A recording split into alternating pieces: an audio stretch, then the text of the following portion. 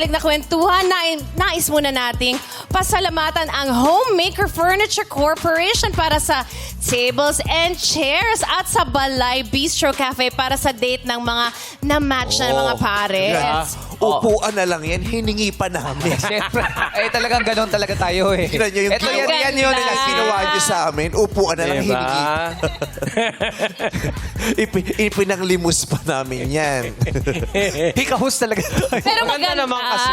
Pero maganda, ayan. Oo, tingnan nyo nga, hindi na nga namin nakuha gumawa ng pusong perfect ang shape. Geometric. Oo nga, ba't Alam mo na gano'n? first day, natatawa ako sa mga comments. Bakit ganun yung puso? Ganun, ba't ganun yung shape? Gusto ko sagutin. Di pwede aesthetic? Di ba ganyan yung mga aesthetic Yes. ng puso? Hindi mo kasi nag-gets. Oo, ito sa Twitter, kailangan i-explain mo konting kibot. Bakit ganyan yung shape ng puso? Nawala na yung tusok sa kabila. Oo. Nagtanong pa ka, bakit pula yung napkin? Basta puso yan, Baka ha? Chinese yung caterer. I-explain mo talaga lahat. Yes, Lahat baby, ng sabihin. details. Pinapungshoy namin yan. O, ba't may ribbon yung likod? Baka bakla yung designer.